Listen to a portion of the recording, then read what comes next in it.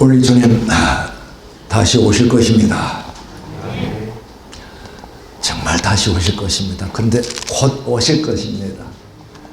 그분은 하나님의 영광으로 오실 것입니다. 그때 우리도 그분의 영광에 참여하게 될 것입니다. 참 오늘 마지막 말씀이 만군의 여호와의 열심히 일을 이루리라 그랬어요.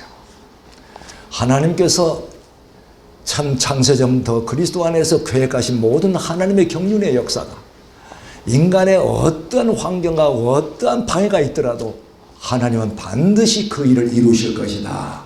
이렇게 말씀했는데 하나님의 그 열심이 있었기 때문에 사사기 시대 또는 이스라엘 왕정 시대에 그렇게 타락한 삶을 살았더라도 하나님은 그 백성을 포기하지 않고 버리지 아니하시고 드디어 참 복음을 우리에게 듣게 하시고 우리를 어둠 속에서 사망 속에서 건져내시고 생명과 빛 가운데로 인도하셨습니다. 오늘 이 말씀 첫 번째 말씀은 사사기 말씀, 두 번째 우리에게 주시는 말씀은 하나님이 이사야를 통해서 주시는 소망의 메시지입니다. 참 여러분 사사기 말씀을 우리가 새벽마다 묵상하고 또 여러분 삶의 현장에서 또 묵상하시는 분도 있을 것입니다. 참 어이가 없지요. 정말 어이가 없지요. 하나님의 택한 백성이 어떻게 이렇게 살까? 그냥 똑같은 패턴이 350년 동안 계속 반복되지요. 12사사가 세워지는 동안 350년 동안 계속 반복되는데 하나님께 불순종 타락하는 이 백성들, 그러면 하나님 그대로 놔둘 수 없으니까 이방 민족을 통해서 고난을 주고 극심한 고난이면 또 부르짖고 하나님이 사사를 세워서 건져내시고 잠시 평화를 주시며 그러나 다음 그 사사가 죽고 난 다음에 또다시 타락, 이것이 계속해서 반복되옵니다. 누가요? 하나님의 택한 백성이라고 하는 백성이 그렇습니다. 참 이 오늘 말씀 사사기 말씀을 통해서 우리에게 하나님께서 주신 메시지가 뭐냐? 이들의 타락상을 보라는 거예요. 이들의 타락상을 보라는 거예요. 하나님의 말씀에 불순종을 하면서 이렇게 타락한 백성들을 보라는 것이 첫 번째 사사기를 통해서 해주는 메시지예요. 참 오늘은 19장을 우리가 하는데 19장, 그래서 이 사사기 흐름이 16장까지에서는 사사기들의 행적을 보여주고 그 다음에 17장부터는 이제 특정한 사건을 통해서 이렇게 타락하였다는 걸 우리에게 보여주시는 거예요. 그런데 오늘 19장에 보면은 시작이 어떻게 시작합니까? 이스라엘의 왕이 없던 때에 이렇게 시작합니다. 그런데 이스라엘의 왕이 없던 때 이 똑같은 표현이 바로 18장에서도 그렇게 시작합니다. 그러니까 여기에는 두 번 반복돼서 할 때는 하나님께서 분명히 어떤 메시지를 주고자 하는 암시가 있는데 그게 뭐냐면 이스라엘의 왕이 없던 때 이렇게 이들이 타락한 삶을 살았다는 것을 지금 보여주려고 하는 거예요. 자, 1절 보겠습니다. 19장. 이스라엘 왕이 없던 때 한 레위 남자가 에브라임의 산골에 들어가서 살고 있었다. 그는 유다 땅의 베들레헴에서 한 여자를 첩으로 데려왔다. 지금 이제 타락의 시작이 한 개인부터 시작한데 요즘 쉬운 말로 말하면 하나님의 종이라고 표현해도 돼요. 레위라는 지파, 하나님의 택한 백성 12지파 중에서도 그 중에 또 택함을 받은 하나님을 온전히 섬기라고 성별해서 택한 백성들 레위 지파입니다. 그 중에 한 레위 남자가 에브라임의 산골에 들어가서 살고 있다. 개역개정에서는 에브라임 산지 구석지에 가서, 특히 산골 또는 구석지라는 걸 의도적으로 써놨어요. 이건 뭐냐면은 여러분 레위인들은 제일 중요한 임무가 하나님의 성전에서 제사장 임무, 그리고 성전에서 여러 가지 일들을 하는 게 이제 레위 지파, 그들이 하는 중요한 소명 중에 하나죠. 그 다음에 많은 또 레위인들이 있기 때문에 그들은 12지파에 흩어갑니다. 흩어져서 뭘 하느냐? 하나님께서 그들에게 땅을 기업으로 주지 않으시고 성읍을 주십니다. 그래서 그 성읍이 중앙에 있어요. 각 지파의 중앙에 있어요. 그래서 그 레위인들을 통해서 하나님의 백성들을 율법을 가르치고 신앙 안으로 인도하라는 하나님의 뜻 가운데서 그렇게 백성들을 그렇게 세웠던 거예요. 48개의 성읍을 주셨어요. 그런데 지금 오늘 말씀에 보니까 한 레위 남자가 에브라임 산골에 또는 에브라임 산지 구석지에 들어가서 이건 뭐예요? 그 중심지에서 이탈했다는 거예요.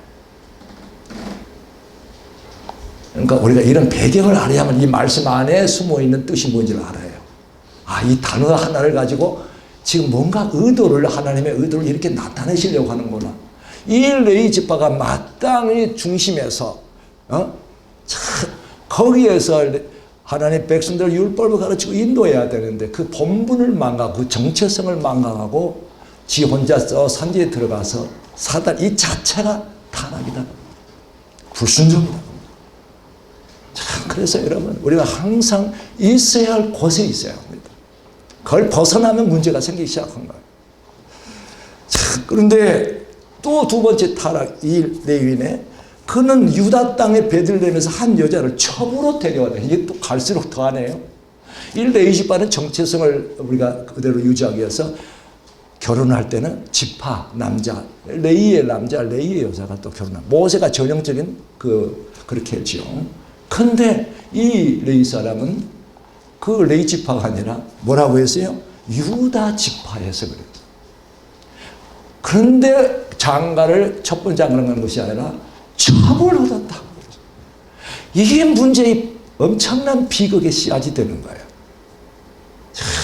그래서 예나 지금이나 하나님의 종이 하나님의 불순종에 걸어가기 시작하면 이제 이 레위 사람으로 말미암아 어마어마한 사건이 일어나게 됩니다. 이렇게 타락을 했어요. 근데 이 집안에 무슨 일이 일어났냐면 여자가 여기서 화가 나가지고 남편을 떠나가지고 친정으로 가버렸어요. 넉 달간 살게 했다는 이전 말씀이에요. 그런데 이 남편이 이제 장인한테 가가지고 이렇게 해가지고 이제 아내를 첩을 데려오게 됩니다. 그런데 가는 길에 해가 저물어서 밤에 유숙을 해야 되는데 그 어느 지파의 그 성읍을 가냐면 베냐민 지파가 살고 있는 기브아 성읍에 가게 됩니다. 거기에서 한 노인을 중간 다 생략합니다. 한 노인을 만나는데 그 노인이 우리 집에 가서 유숙하시오. 이렇게 해서 이제 유숙을 합니다. 그런데 문제가 생기잖아요. 여러분 읽으셨지요? 엄청난 일이 벌어지죠. 거기에서 베냐민 지파의 그 기브아 성읍에 불량배들이 와가지고 그 노인한테 그 남자 내놓으라. 이유는 뭐예요? 우리가 그 사람하고 상관하겠다. 남색을 하겠다. 이 남자 그 남자를 두고 이혼간을 하겠다. 어디에서 듣던 소리예요? 소돔과 고모라에서 들었던 소리입니다. 이걸 보면요, 인간은 조금치도 변치 않습니다. 아브라함 때 그런 일이 벌어졌는데 지금 이 한참 후에 400년 그리고 또 700년 정도 지났는데도 인간은 이렇게 엄청난 죄악을, 이게 베냐민 지파에서 불량배라고 했어요. 그러니까 문제는 이렇게 타락했다 그 말이에요. 타락을 했다고. 그래서 이 주인이 막 그러면 안 된다. 주인이 그러면서 내 딸이 있고 남자를 경험하지 못한 내 딸이 있고 또 이 사람이 첩이 있으니까 차라리 그렇게 해주겠다. 그래갔는데 가만히 보니까 이제 레위 남자가 안 되겠거든요. 그래서 세상에 여러분 이 상황에서 레위인이 해야 할 일은 뭐예요? 그 사람들이 지금 내놓으라 막 이렇게 하면서 할 때 여러분들 이 레위 사람은 어떠한 자세로 가야 합니까?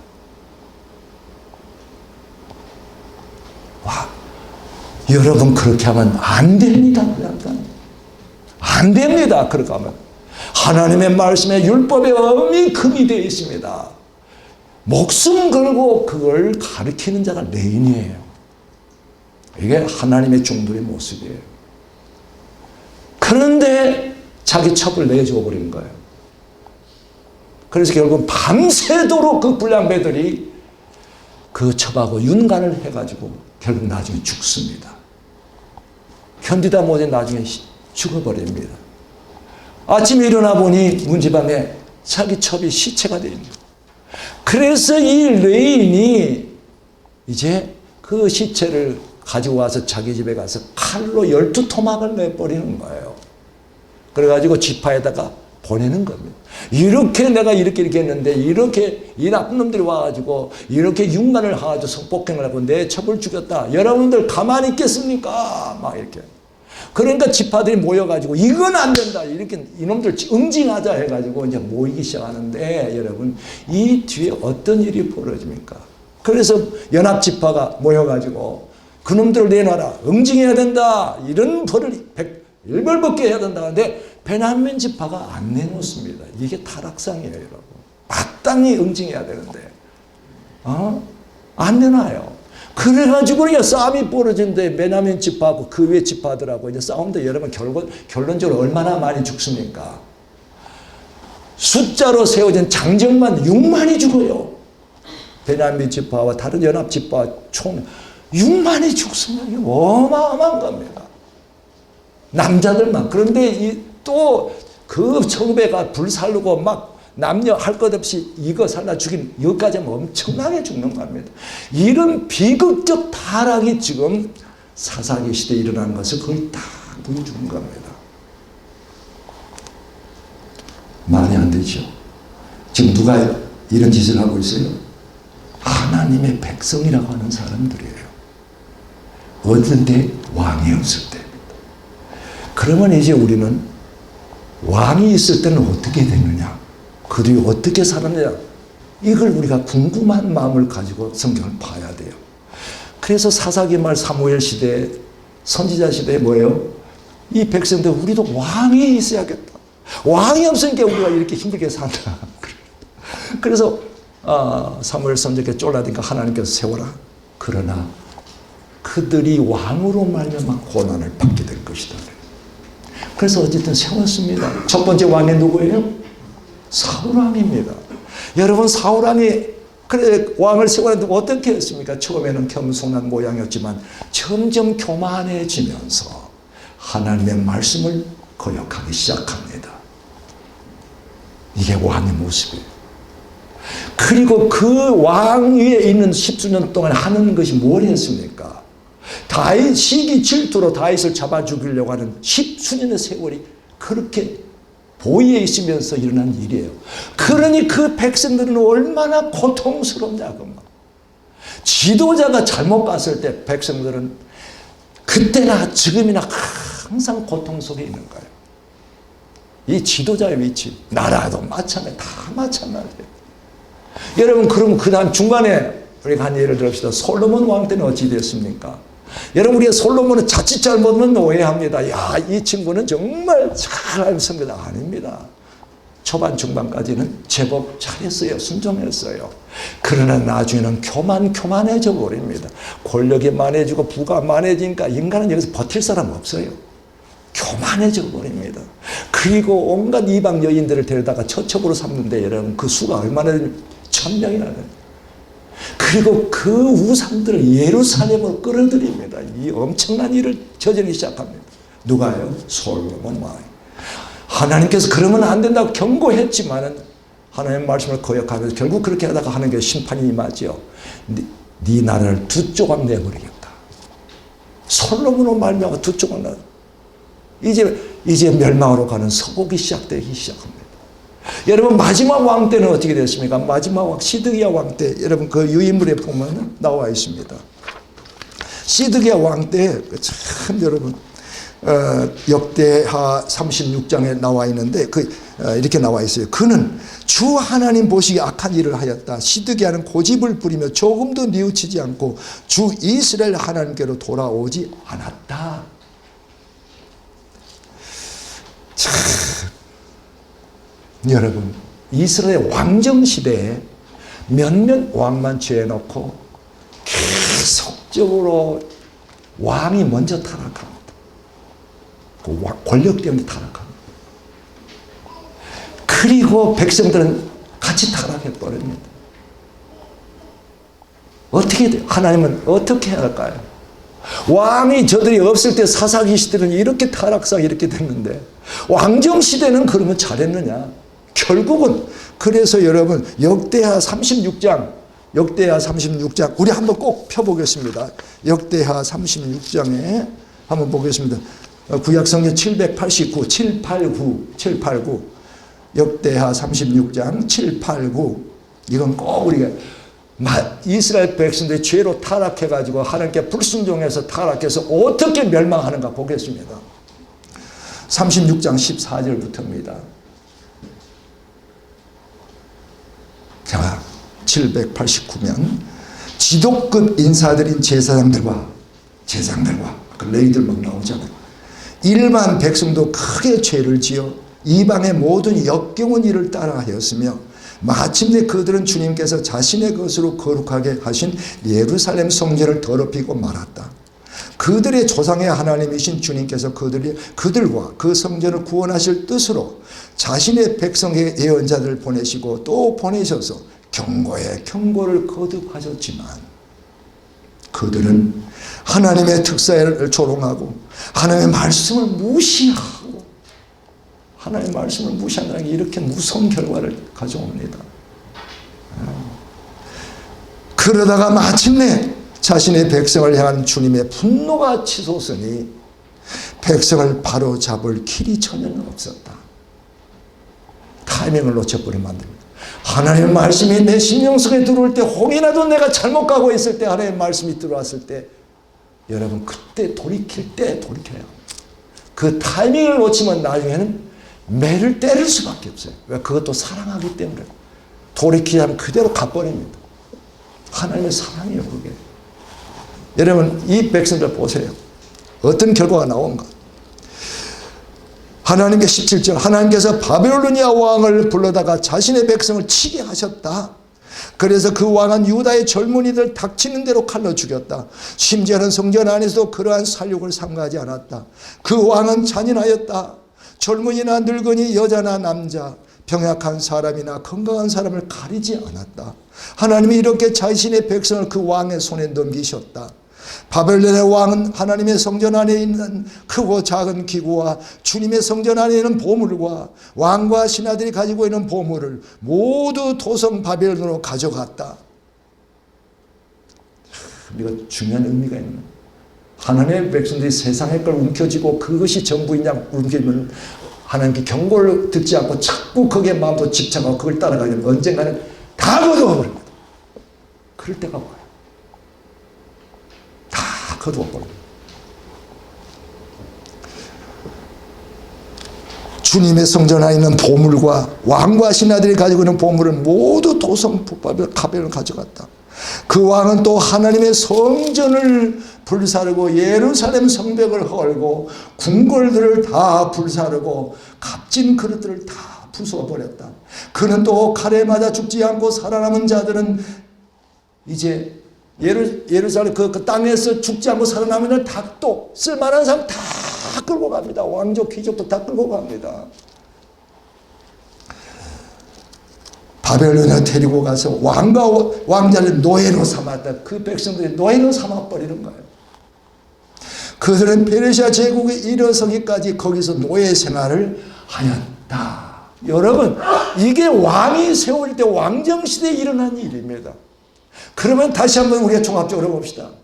이스라엘 백성들 가운데 왕이 없을 때 이 엄청난 타락, 개인으로부터 모든 백성들이 총체적인 타락상, 그리고 그들이 왕의 요구해서 왕을 세워놨더니 이 왕정시대 말로가 어떻게 됐느냐? 결국 멸망밖에 없더라는 거예요. 하나님께서 이들을 통해서 주시는 메시지가 뭔가? 여러분, 이스라엘 백성을 통해서 주시는 메시지는 이스라엘 백성만 들어가는 거 아닙니다. 그렇죠? 하나님은 이들을 통해서 모든 인류를 향한 메시지를 주십니다. 이스라엘 백성은 항상 대표입니다. 대표예요. 그래서 하나님께서 이 백성들을 통해서 주시는 메시지 다 마찬가지다. 그래서 성경의 로마서를 보면 의인은 없나니 한 사람도 없다. 그래서 이 백성들이 멸망으로 가서 드디어 멸망에 그 구렁텅이에 들어간 것처럼 우리도 구원받지 못하면 이 멸망으로 가게 된다. 이걸 보여주는 겁니다. 자, 참으로 주님, 그래서 오늘 두 번째 메시지는 뭐냐? 두 번째 메시지는 하나님이 그러면 이렇게 타락하고 멸망하러 가는 그 백성들을 버리냐? 버릴 수 없다. 아까 말씀하셨죠. 만군의 여호와의 열심히 이를 이루리라 그랬잖아요. 하나님은 반드시 어떠한 상황에도 불구하고 그분의 거룩한 열심으로 그분이 세우신 계획, 이미 창세전부터 그리스도 안에서 다 세워놓으셨다고 그래요. 에베소서 1장부터 쫙 나오잖아요. 그 하나님의 놀라운 경륜의 역사를 이 땅에서 다 완성할 때까지 이스라엘 백성이 아무리 타락하여 멸망에 갈지라도 하나님은 다시 회복의 역사를, 구원의 역사를 펼치시며 이루시는데, 오늘 이사야 말씀이 바로 그 메시지를 주시는 거예요. 그래서 오늘 두 번째 이사야 메시지는 이스라엘 백성뿐만 아니라 온 인류에게 주시는 소망의 메시지입니다. 우리 주님 예수님이 오시기 전 700년 전에 주신 메시지, 지금으로부터 2700년 전에 하나님께서 그의 종 이사야 선지자를 통해서 주신 메시지인데, 우리 다시 한번 보겠습니다. 1절 보겠습니다. 주를 보시든지 또 유인물을 보시든지, 어둠 속에서 고통받던 백성에게서 어둠이 거칠 날이 올 것이다. 그 뒤는 우리가 안 봐도 됩니다. 중요한 부분을 이걸 지금 하고 있는 거예요. 어둠 속에서 고통받던 백성에게서 뭐가 거쳐진다고요? 어둠이 거두어질 날이 올 것이다. 할렐루야. 이 소망을 지금 주고 있는 거예요. 모든 인간은 어둠 속에 있다. 이 세상 자체가 어둠의 세상이에요.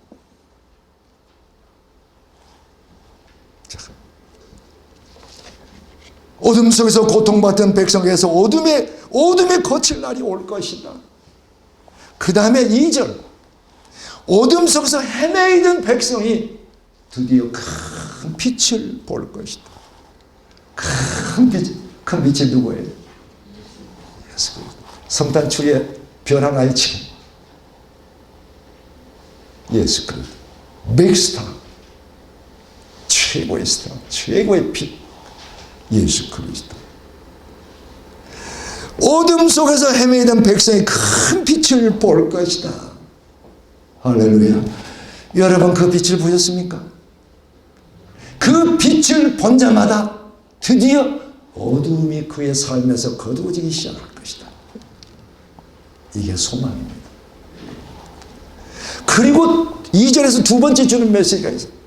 죽음의 그림자가 드리운 땅에, 그래서 죽음의 그림자가 드리운 땅에 사는 자들에게, 여러분 이스라엘 백성만 그런 거 아니에요? 모든 인간은 다 죽음의 사망의 그림자가 드리운 땅에 다 살고 있는 것.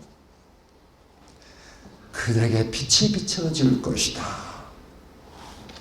여러분, 우리 하나님은요, 이사야 선지자를 통해서 말씀하신 소망의 메시지를 주시는데, 저들이 저렇게 불순종해가지고 저렇게 타락해가지고 내 심판을 받아 저렇게 멸망하고 있다, 이렇게 말씀을 안 하셔요. 이 이사야를 통해서 주는 메시지는 이제 영적 깊이로 들어갑니다. 자, 이게 뭘 말하고 있느냐? 왜 자꾸 어둠이 거두어질 날이 올 것이다. 사망의 그림자가 드리운 땅에 사는 그들에게 큰 빛을 볼 것이다. 여러분, 성경에서 어둠은 항상 죄를 상징하게 되고, 그래서 이 세상이 어둠 속에 있기 때문에 세상을 어둠의 세상이라 그래요. 우리 인간도 마찬가지예요.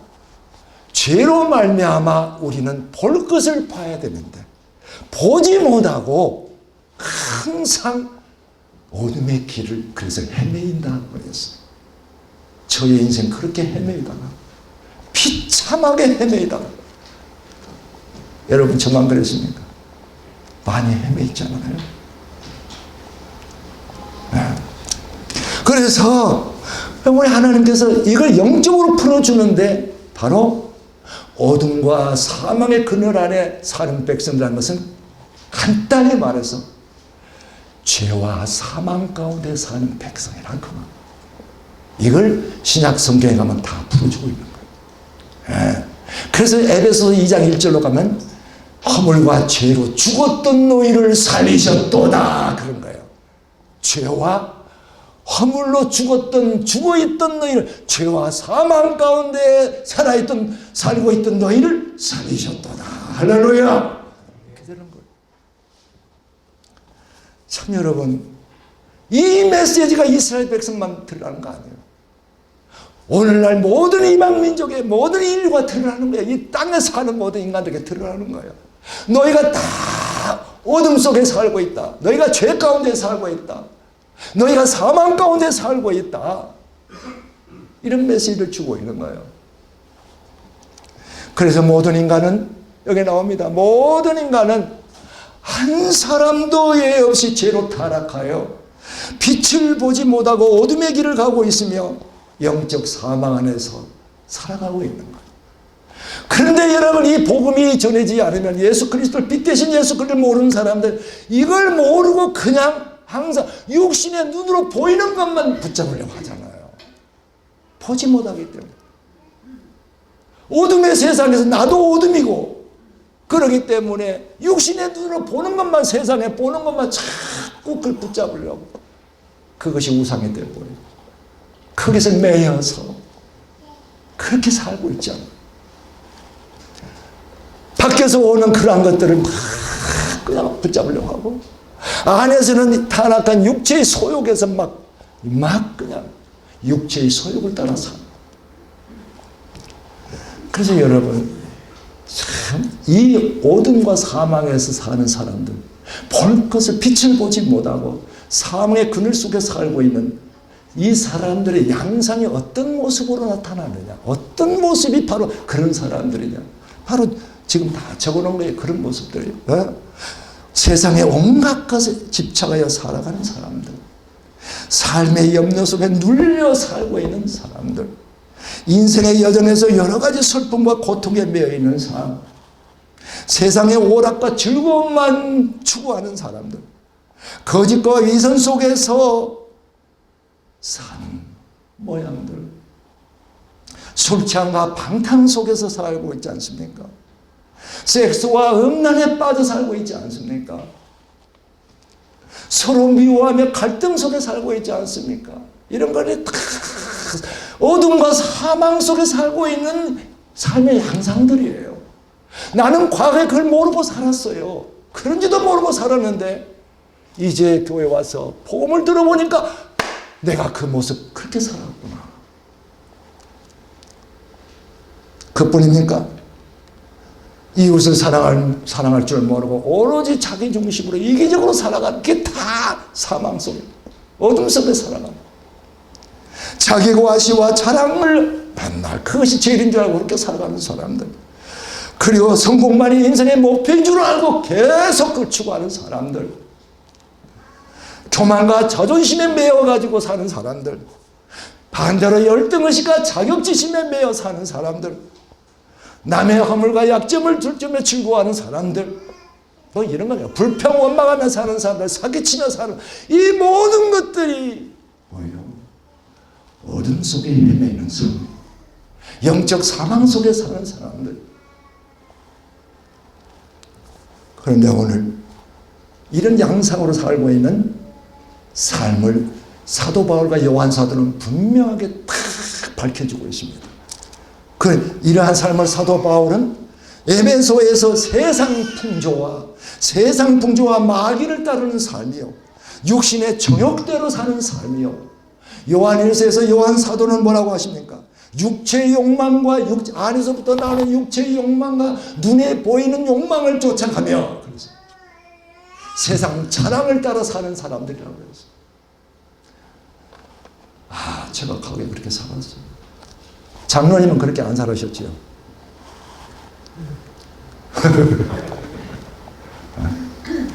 우리 형제는 우리 모두가 다 참 그런 것입니다. 여러분. 이러한 삶에 난 제외된다 하는 사람 아무도 없습니다. 한 사람도 의인이 없다. 그런데 오늘 하나님의 이 사회를 통해서 구원의 메시지는 놀랍게 선포되고 있습니다. 놀랍게. 그게 여러분, 이 왕이란 표현으로 오늘 메시지를 이사야 말씀을 다시 재구성해 보면 이런 것입니다. 이 세상에 한 왕이 오실 것이다. 이 세상에 한 왕이 올 것인데 그 왕은 죄와 사망에 갇혀 고통 가운데 사는 백성들을 구원하기 위하여 큰 빛으로 오신다.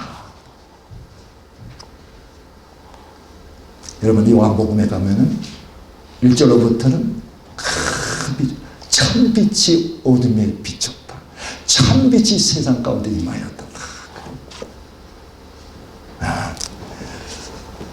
그 왕은 한 아기로 태어나서 우리에게 오신 그분이 누구라고 하요?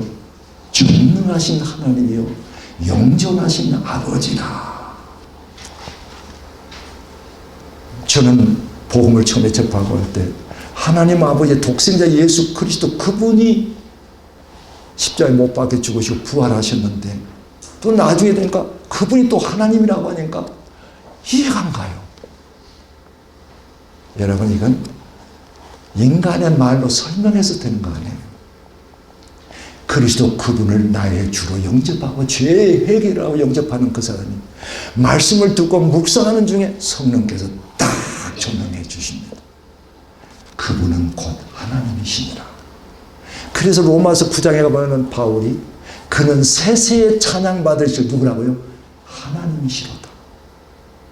요한 사도는 요한복음에서 그는 영원전부터 말씀이신 하나님이셨다고 아니 분명하게. 그리고 그는 누구예요? 세상을 창조하신 만물을 창조하신 하나님이시라고 정확하게 말씀하십니다. 그래서 우리가 말씀을 듣는 중에 묵상하는 중에 아니 그분이 하나님이시구나. 만물을 창조하신 창조주 하나님이시 이 땅에 사람으로 오셔 나 같은 죄인을 위하여 십자가에 못 박혀 죽으셨다니 내 값을 치르기 위해서 십자가에서 그렇게 참혹한 죽음을 희생양 되셨다니 속죄양 되셨다니 이 눈이 또 한 번 떠질 때 우리는 또 한 번 엎어져 버립니다. 또 한 번 엎어집니다. 그 복음의 빛이 들어가면 안 엎어질 사람이 없어요.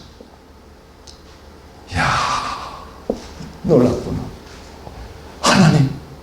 하나님이신 분이 우리가 입에서 나옵니다. 나와요. 하나님이신 분이 나 같은 사람, 나 같은 죄인을 구원하시려고 이 땅에 사람으로서 이렇게 내 죄값을 치르시려고 이렇게 하셨나니까 그게 모든 이 말씀을 경험하고 이 땅에 빛으로 오시고 생명의 주로 오신 그분이 하나님이시라는 깨달을 때 동일하게 고백하는 것. 사람의 말로 그렇게 되는 것. 여러분, 그분은 하나님이십니다. 그분은 하나님이십니다. 자, 그분은 이렇게 하나님, 우리에게 한 아기로 오시는데 그분이 하나님이시라는 거야. 믿는 자만이 그렇습니다. 주님, 세세 찬양받으시 나의 하나님이십니다. 이 고백을 합니다. 그리고 오늘 세 번째로 이사야서를 통해서 준 세 번째, 그 왕은 다윗의 보좌에 앉아 평화와 정의의 왕국을 영원히 세우실 것이다. 지금 계속해서 복음이 전파되고 땅 끝까지 이르러 모든 민족 가운데 이르러 그래서 다 복음이 전파되고 하나님 나라의 복음이 전파되고 그때 우리 주님 약속하죠. 내가 다시 오리라. 다시 뭐 하시느냐? 그 땅 위에 새롭게 된 땅 위에 약속하신 대로 평화와 공의의 왕국을 영원토록 세우시는데 그때는 주님만이 다스리신가 아니라 나와 함께 너희가 다스릴 것이다. 할렐루야. 이 어마어마한 약속을 주십니다. 나 여호와의 열심히 다 반드시 이루실 것이다.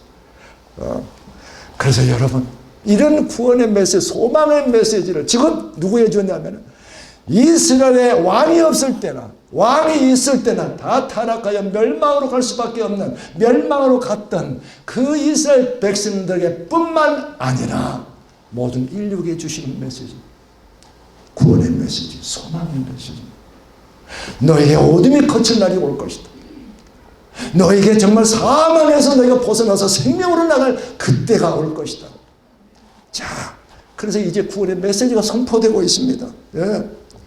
2000년, 그래서 지금 우리가 이 시대에 산다고 하는 게 뭐냐? 이 구원의 메시지가 이사야를 통해 주신 이 메시지가 지금 성취되고 있는 이때 우리가 지금 살고 있다는 거예요. 수천 년 전에 내가 태어났으면 이 복음이, 하나님의 말씀이 성취되는 이때를 경험하지 못하고 그냥 죽었을 텐데, 저와 여러분 이 복음의 은혜 때에 하나님의 말씀이 성취되고 있는 이때 내가 살고 있다는 거, 놀라운 일 아닙니까? 그 자체가 놀라운 일이에요, 여러분. 그래서 2000년 전 이사야의 예언을 따라 이스라엘 땅의 처녀의 몸에서 한 아기가 태어나셨다.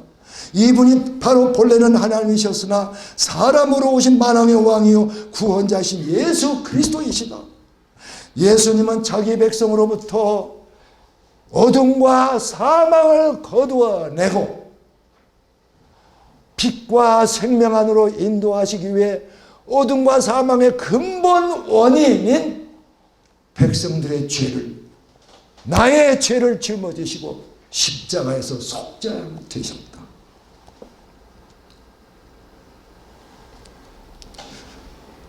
그리고 말씀하신다. 사사들처럼 세워놨다가 잠깐 능력을 나타내서 백성들을 구원해 죽어버리면 다음에 또 타라. 그러나 이분은 영원토록 다시 부활하셔서 믿는 자에게 영생이 있음을 또한 알려주시고, 또한 당신이 영원한 생명을 소유하신 하나님이시라는 걸 딱 입증하신 거예요. 할렐루야. 그분의 부활하심은 비록 사람으로 오셨으나 그분이 하나님이시고 영생 자체이신 하나님이심을 증거했고, 믿는 자에게 너희에게도 이제는 이 영생이 있으리라.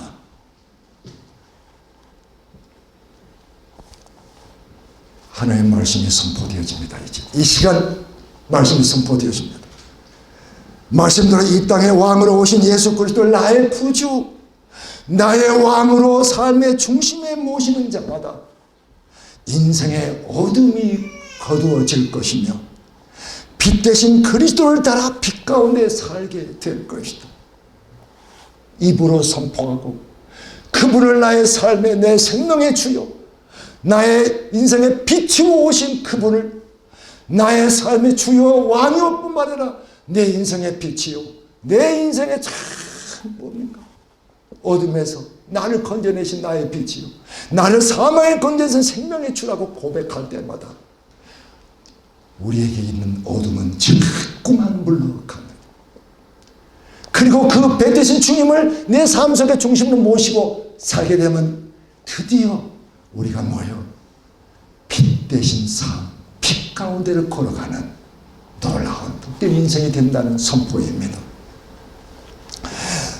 또한 그의 삶은 사망에서 벗어나 그리스도 안에서 영생의 삶을 살게 될 것이다. 참 기쁨과 평안과 소망이 오직 그리스도 안에 있음을 날이 갈수록 깨달으며 주님을 더욱 사모하게 하십니다. 여러분, 예수 그리스도 이 진리를 맛보고 이 진리를 살아있는 말씀을 경험하게 되면요, 세상에 그것도 다 아무리 적어도 나중에 실증 나요. 그런데 이 복음, 그리고 나의 구주 그분을 생각하면 할수록, 그분의 입에서 나온 진리의 말씀, 생명의 말씀을 묵상하면 묵상할수록 더 사모하게 됩니다. 더 우리를 깊은 샘물로 이끌어갑니다. 더 깊은 진리로 이끌어갑니다. 한이 없어요. 그러면서 여러분 고백을 하게 됩니다. 그의 인생은 완전히 바꾸죠. 내 인생은 이제는 어둠에서 벗어나 그리스도와 함께 빛 가운데로 걸어간 빛의 삶, 내 인생은 사망에서 벗어나서 이제는 생명의 삶으로 가게 되었네. 감정을 담대하게 하게 됩니다. 담대하게 합니다. 그뿐만 아니라 이제는 고백이 나옵니다. 주님만이 내 인생의 삶의 목적이다. 내가 과거에는 돈 벌어서 이렇게 살겠다고 하는 게 그 인생의 목적인 것처럼 살았잖아요. 그런데 이제는 그런 것들이 다 시시하게 보이고 그것이 허망한 삶의 목적을 깨달으면서 주님 자체가 내 삶의 목적이고 내 존재의 의미가 되고 나의 전부가 됩니다. 이 고백이 나오지 않습니까? 우리 교회 많은 분들이 그렇게 고백하고 있잖아요. 그래서 우리는 다른 어떤 것보다도 나는 주님 한 분만으로 만족합니다. 이 고백이 나오기 시작합니다. 경험하신 분들 많지요. 세상에 모든 것들이 시시해져 버립니다. 그렇다고 세상 떠나서 저 무슨 어디 상가벽지에 가서 저 살라는 것이 아닙니다. 우리의 삶의 현장에서 이와 같이 생명의 삶, 이와 같이 하나님께서 우리를 빛으로 인도하는 그리스도를 나의 삶의 중심에 모심으로써 이러한 삶을 경험하게 된다는 것입니다. 저와 여러분, 이 복된 삶을 누립시다. 누립시다. 그럴 뿐만 아니라 이제 마지막 오늘 메시지에서 나온 것처럼 그리스도께서 이 땅 끝까지는 복음을 주의 나라를 세우겠다고 약속한 대로 이제는 딱 계속 복음을 증거하며 하나님 나라를 건설해 가는데 우리를 복음의 일꾼으로 세우신다는 거예요. 복음의 군사로 세우신다는 거예요. 내 인생에서 가치 있는 일을 하게 된다는 거예요. 옛날에는 세상 것에 그냥 거기에 현혹돼가지고 그거 없으면 안 다녔던 내 인생이 이제는 그게 문제가 아니라 참으로 그리스도께서 하나님께 이 땅에 역사하시는 그 놀라운 하나님 나라의 건설을 바라보며 이 땅에서 주의 성전을 세우자는 그 놀라운 비전을 바라보면서 우리를 그분의 일꾼을 세우겠다는 것에 감사하면서 주여 나를 사용하여 주옵소서 이 고백이 나갑니다. 그래서 여러분 주님 다시 오실 때 오늘 약속하신다는 평화가 이 세상에 가득하며 정의가 가득하며 생명에 가득한 빛이 가득한 그 나라가 세워질 줄로 믿습니다. 이제 우리가 성탄을 맞이합니다. 이 성탄 때는 우리의 마음 자세를 어떻게 하면 좋겠습니까?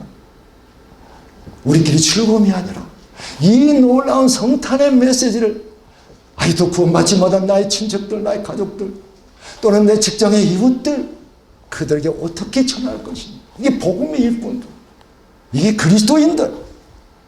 그러면서 항상 복음을 전파하면서 우리가 교회 공동체에서는 서로 뭡니까? 서로 섬겨주며 서로 사랑하며 서로 격려하면서 우리 주님 이 놀라운 하나님의 역사를 함께 이루어가는 우리 모두가 됩시다. 오늘 이 놀라운 메시지가 나와 여러분에게 주시는 하나님의 정말 복된 메시지입니다. 저는 이 메시지 전하면서 저는 오늘 목사님께 말씀드렸어요. 오늘 강단에서 이런 찬송을 한번 아직 띄우지 마세요. 이런 찬송을 함께 드리고 싶습니다. 그래서 목사님 허락해 주셔가지고 여러분과 함께 찬송을 드리고 싶어요. 그분은 나의 어둠에서 나를 빛 가운데로 사망에서 생명으로 인도하시며 나의 구주 나의 왕이 되시는데 그분은 뿐만 아니라 우리의 삶의 여정에서 함께 하시며 우리가 어려울 때 우리가 지치고 힘들 때 나의 힘이 되어주시고 나를 격려해 주시고 엉덩이를 떠들면서 내가 너와 함께 있지 않느냐 너 입으로 선포하라 너 입으로 고백하라 이렇게 하면서 우리를 이끌어 가십니다. 나의 하나님 나의 주이십니다. 나의 힘이 되신 여호와여. 우리 한번 이제 이 찬송을 우리 함께 할게 보겠습니다.